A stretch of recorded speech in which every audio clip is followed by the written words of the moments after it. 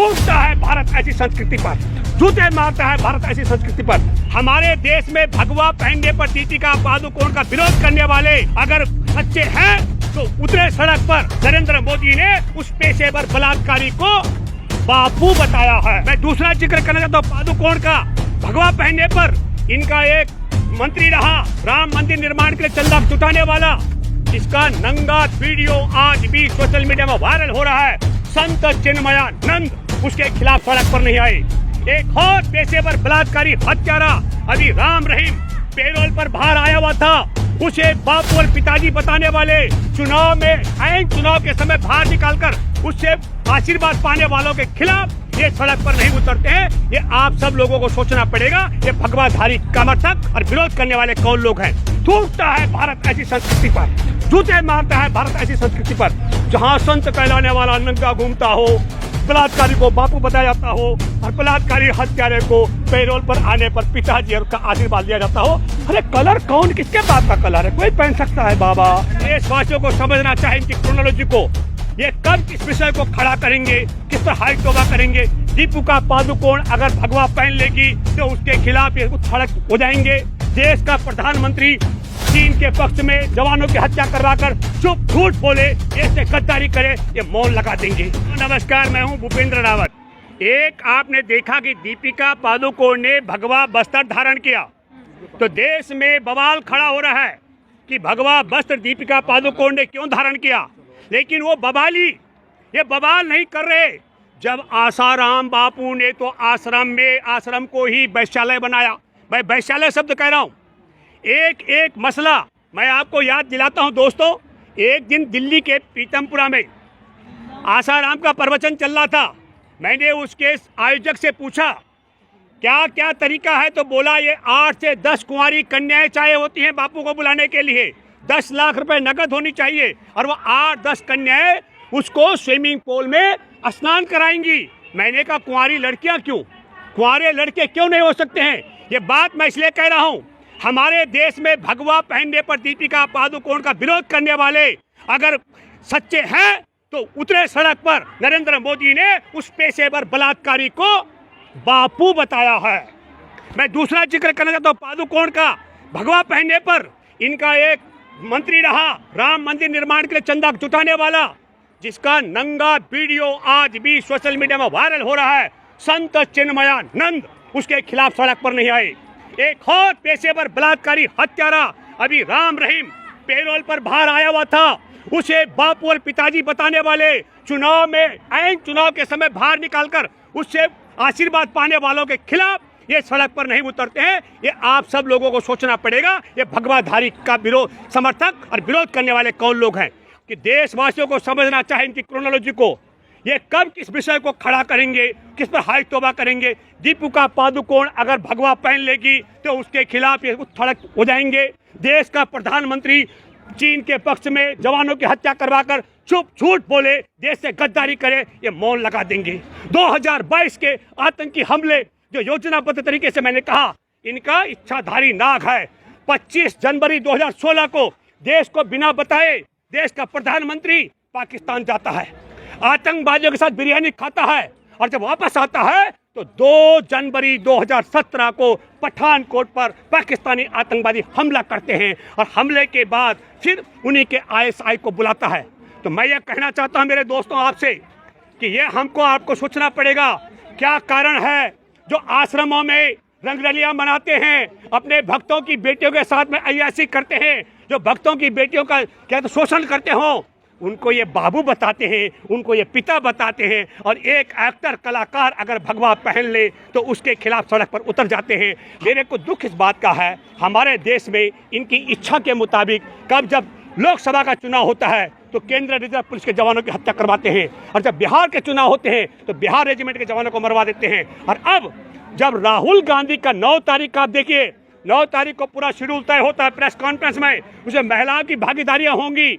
और ठीक आपको बताता हूं, इनका इच्छाधारी चीन हमला करके मुख्य एजेंडे से ध्यान भटकाने का षड्यंत्र करता है। मैं दावे के साथ मैं कह सकता हूं ये चीनी हमला भी अरुणाचल में जानबूझ करके जो बेतहाशा मैं कहता हूं करोड़ों की संख्या में जो लोग जुड़ रहे हैं, जो हुजूम जुड़ रहा है देश को जोड़ने के लिए राहुल गांधी में उससे ध्यान भटकाने का षड्यंत्र है और ये चीन के साथ मिली भगत के साथ हो रहा है। और उसके अलावा आज तक गलवान के हमले से लेकर अब तक हमारे देश में आयात बढ़ा है।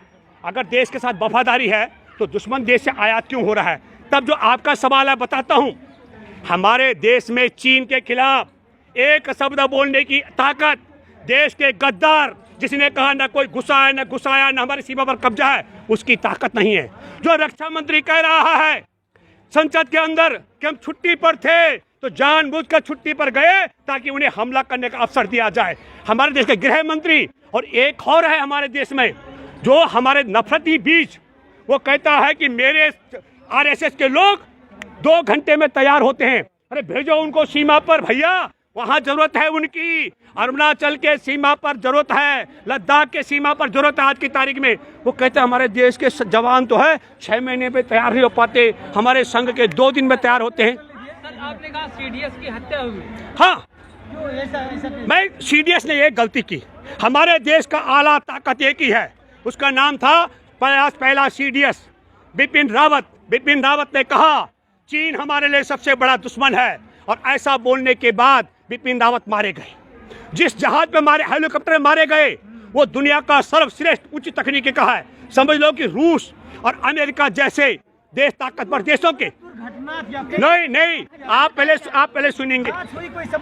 देखिए आप जो कह रहे हैं जांच और सबूत कौन करेगा जब संजय भैया कोतवाल तो डर काहे का जांच की सवाल कर रहे हैं। अरे सुनिए, मैं एक मिनट, हमारे देश में जनता के फलक पर है जस्टिस लोया की हत्या कर दी गई, लेकिन क्या हुआ? सुप्रीम कोर्ट में बैठे जज भी सुनने की ताकत नहीं रखते हैं। नहीं जांच, एक मिनट, आप जो बात उठा रहे हैं, इस बात को क्या विपक्ष ने उठाया या किसी ने उठाया कि इनकी हत्या हुई है? देखो आपका जो सवाल है, मुझे बता दीजिए क्या देश के प्रधानमंत्री ने चीन के खिलाफ बोला गलवान हमले के बाद? हाँ या ना?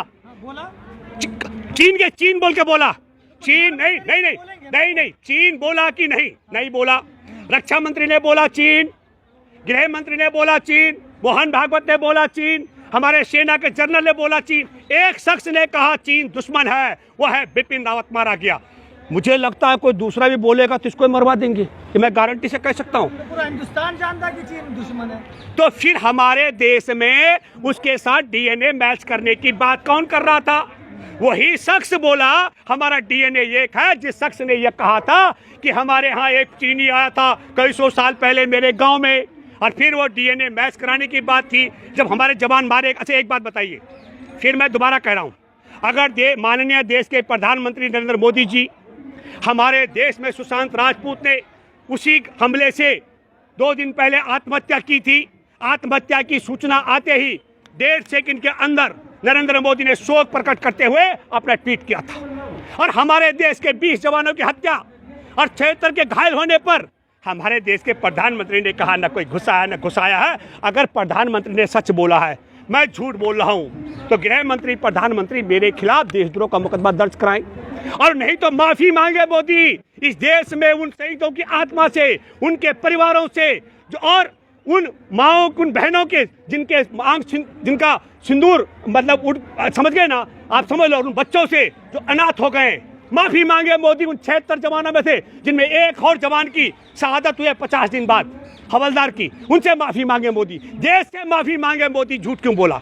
ये सवाल आप कर रहे हैं। मैं फिर कह रहा हूं, मैंने पहले भी कहा बिपिन रावत की हत्या इसलिए कर दी गई क्योंकि बिपिन रावत ने इनके चहेते 2007 से चीन के टुकड़ों पर पल रहा आरएसएस बीजेपी, उसने इनके चहेते को देश दुनिया का सबसे बड़ा दुश्मन बताया भारत की तरफ से। ठीक है। अच्छा, अभी आपने कहा कि दीपिका पादुकोण ने भगवा ड्रेस पहनी है, भैया वो आपने सीन्स देखे होंगे उस सॉन्ग में, संस्कृति के खिलाफ बता रहे हैं। अच्छा, संस्कृति का पक्ष में है क्या? हद हो गई। संस्कृति है कि चिन्मयानंद नंगा लेटता है, अपनी कॉलेज की छात्राओं से तेल मालिश कराता है, ये हमारी संस्कृति है।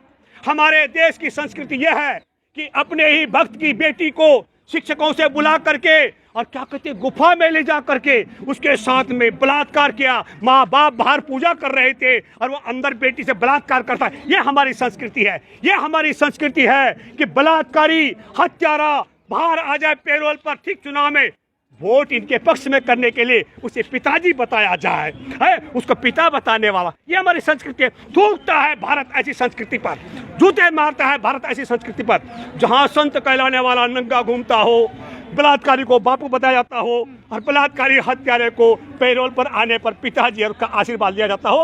अरे कलर कौन किसके बाप का कलर है? कोई पहन सकता है बाबा।